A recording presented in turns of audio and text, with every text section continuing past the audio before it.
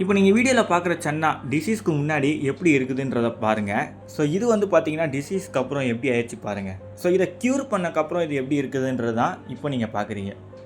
So இந்த disease வந்து பார்த்தீங்கன்னா எப்படி க்யூர் பண்ணுறது அண்ட் இது வராமல் தடுக்க நம்ம என்னென்னலாம் பண்ணலான்றதான் நம்ம இந்த வீடியோவில் பார்க்க போகிறோம். ஸோ வாங்க வீடியோக்குள்ளே போயிடலாம்.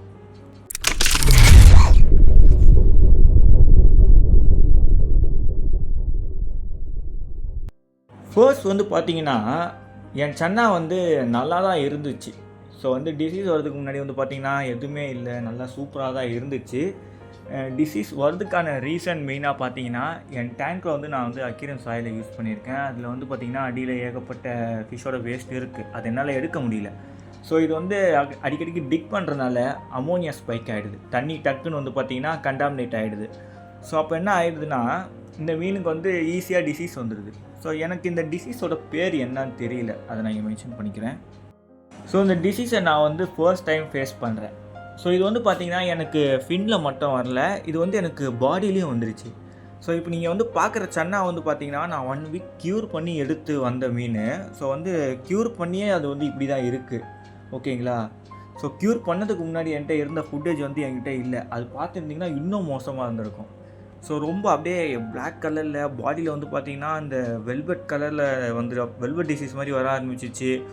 அண்ட் அதோட பாடியிலேருந்து அந்த கோல்டன் பேட்டர்ன், எனக்கு ரொம்ப பிடிச்ச பேட்டர்ன், அது வந்து முக்கால்வாசி போயிடுச்சு. உங்களுக்கு அதில் தெரியும் அந்த சன்னால். ஸோ இது வந்து பார்த்தீங்கன்னா க்யூர் பண்ணி 1 வீக் க்யூர் பண்ணிவிட்டு தான் நான் வந்து டேங்கை ரிலீஸ் பண்ண வீடியோ நீங்கள் பார்க்குறீங்க. நான் வந்து ஹாஸ்பிட்டல் டேங்க் வச்சு அதில் தான் எல்லாம் பண்ணிகிட்டு இருந்தேன். ஸோ வந்து அதில் பண்ணும்போது நான் எடுத்த வீடியோஸ் பார்த்தீங்கன்னா அன்ஃபார்ச்சுனேட்லி போயிடுச்சு. நான் வந்து ஹாஸ்பிட்டல் டேங்க்லாம் இல்லை, சின்ன ஒரு கண்டெய்னரில் வச்சு தான் பண்ணிகிட்டு இருந்தேன். ஸோ வந்து இந்த ஃபிஷ்ஷை வந்து பார்த்தீங்கன்னா நான் க்யூர் பண்ணதுக்கு தண்ணியில் வந்து டெட்ராசைக்ளின் தான் யூஸ் பண்ணேன். ஆக்சுவலி இது வந்து என்ன டிசீஸ்ன்னு தெரில. இது வந்து ஃபங்கல் இன்ஃபெக்ஷனா இல்லாட்டி பாக்டீரியல் இன்ஃபெக்ஷனாக தெரியல. பட் ரெண்டுத்துக்கும் பெஸ்ட்டு எதுன்னு பார்த்தீங்கன்னா டெட்ராசைக்ளின் தான். ஸோ இது எப்படி நான் வந்து க்யூர் பண்ணேன், ஸோ அந்த டெட்ராசைக்ளின் வந்து என்ன மாதிரி டேப்லெட்டுன்றதை நான் உங்களுக்கு சொல்கிறேன்.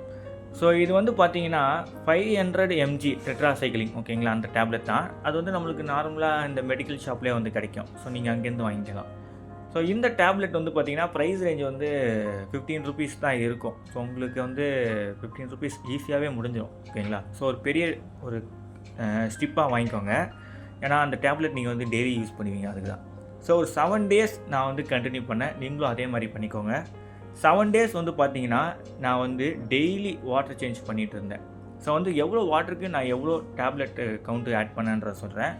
ஸோ வந்து பார்த்தீங்கன்னா நான் பக்கெட்டில் மாதிரி வச்சு தான் பண்ணேன். ஸோ பக்கெட்டில் 20 லிட்டர் இருந்தது. அது நான் வந்து பார்த்தீங்கன்னா ஆஃப் டெட்ராசைக்ளின் டேப்லெட்டை யூஸ் பண்ணேன். அதை யூஸ் பண்ணிவிட்டு நான் ஒரு ஏர் ஸ்டோனை போட்டேன். ஸோ இதுக்கு நல்லா வந்து ஃபீட் பண்ணால் நீங்கள் ஃபீட் பண்ணலாம். பட் எது வந்து நான் டேங்க்கு மாற்றினால நான் ஃபீட் பண்ணனால ஃபீட் எடுக்கலை. சப்போஸ் உங்களுக்கு எடுக்குதுன்னா நீங்கள் வந்து ஃபீட் பண்ணலாம். அது வந்து ஃபீட் எடுக்கலைன்னா நீங்கள் ஃபீட் பண்ணாமல் இருக்கிறது தான் நல்லது. ஏன்னா அது ட்ரீட்மெண்ட்டில் இருக்கும்போது அது வரை கண்டாமினேட் ஆகி பிரச்சனையாக ஆரம்பிக்கும்.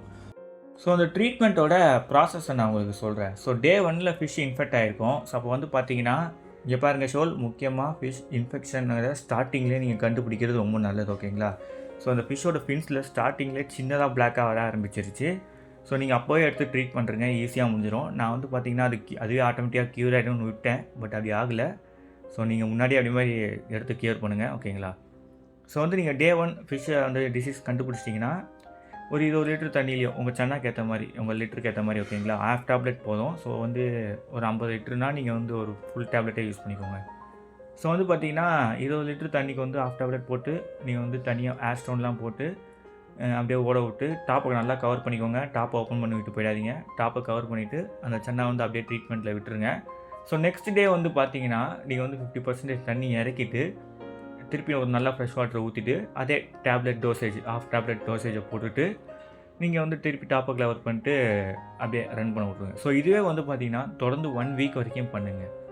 ஸோ நான் வந்து தொடர்ந்து 1 வீக் வரைக்கும் பண்ணக்கப்புறம் எனக்கு வந்து பார்த்தீங்கன்னா இந்த ஃபிஷ் வந்து இப்படி தான் இருந்தது. ஸோ வந்து இது வந்து லைஃப் லாங் இனி இப்படி தான் இருக்க போகுது, ஸோ அவ்வளோதான் இது அப்படின்னு நான் நினச்சேன். பட் அது அப்படி ஆகலை. டே பை டே அந்த ஃபிஷ் வந்து பார்த்திங்கன்னா ரெக்யூர் ஆக ஆரம்பிச்சிருச்சு. நான் வந்து நல்லா வாட்டர் குவாலிட்டியை மெயின்டைன் பண்ணிகிட்டே இருந்தேன். ஏன்னா திருப்பி அது வந்து இந்த மாதிரி இது பார்த்திங்களா, இதிலே வந்து மண்ணில் இருந்து எவ்வளோ அழுக்க வெளியே தள்ளுது பாருங்கள். ஸோ அந்த மாதிரி அது பண்ணிக்கிட்டே இருக்கனால நான் வந்து வாட்டர் குவாலிட்டி 2 டேஸ் ஒன்ஸுன்னு மாதிரி மாற்றிக்கிட்டே இருந்தேன். ஸோ நல்ல வாட்டர் குவாலிட்டியை வைக்கும்போது பார்த்திங்கன்னா அந்த மீன் வந்து நல்லாவே ரெக்யூர் ஆகிருச்சு. அந்த ஃபின்னில் இருக்க அந்த பிளாக் பேச்சஸ்லாம் போயிருச்சு. அண்ட் அந்த பாடியில் இருக்கிறது மட்டும் அது நிரந்தரமாக இருந்துருச்சு.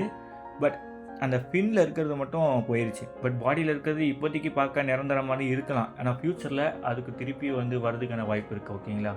ஸோ இது ரெக்யூர் ஆகுதுக்கே எனக்கு வந்து பார்த்திங்கன்னா கிட்டத்தட்ட வந்து ஃபுல் அந்த கலர்லாம் வரதுக்கு ஃபின்னில் கலர்லாம் வரதுக்கு பார்த்திங்கன்னா எனக்கு வந்து ஒரு 1.5 month ஆயிடுச்சுங்க.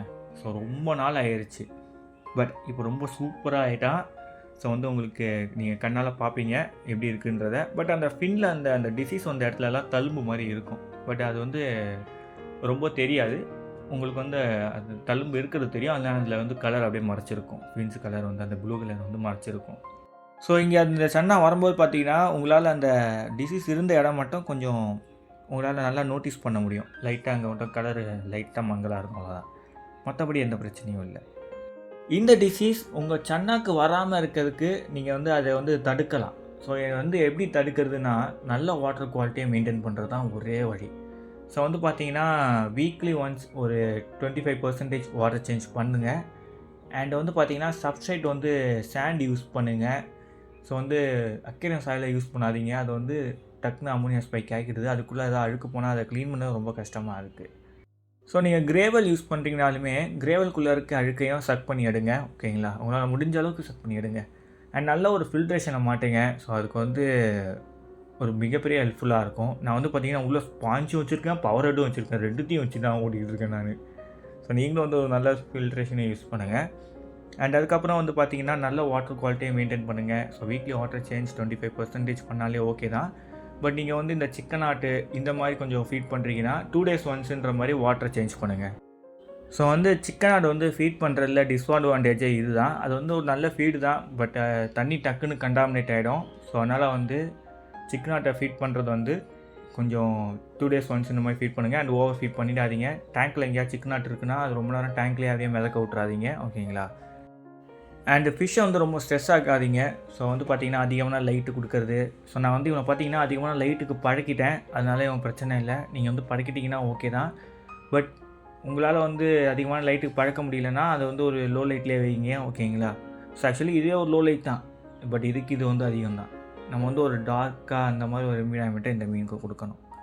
So okay sure. டேங்க் செட்டப்லாம் வந்து நம்ம அப்புறமா தனியாக ஒரு வீடியோவே போடலாம். ஓகேங்களா? இதை நான் வந்து முழுசாக எடுத்து ஒரு இவனுக்குன்னு தனியாக ஒரு டேங்க் செட்டப் பண்ண போகிறேன். ஸோ சூன் நம்ம வந்து அது ஒரு வீடியோவாக போடலாம். ஸோ ஷோவில் இந்த வீடியோ உங்களுக்கு யூஸ்ஃபுல்லாக இருந்திருக்கும்னு நினைக்கிறேன். ஸோ தமிழில் வந்து சன்னாஸை வச்சு இந்த மாதிரி வீடியோஸ் யாரும் அவ்வளோ போட மாட்டாங்க. ஸோ இந்த டிசீஸ் வந்து இந்த சன்னா வளர்க்குறவங்களுக்கு ஒரு பெரிய யூஸ்ஃபுல்லான ஒரு வீடியோவாக இருக்கும்னு நினைக்கிறேன். ஸோ மறக்காம நம்ம சேனலுக்கு like, subscribe and hype click பண்ணுறேங்க. Bye sure.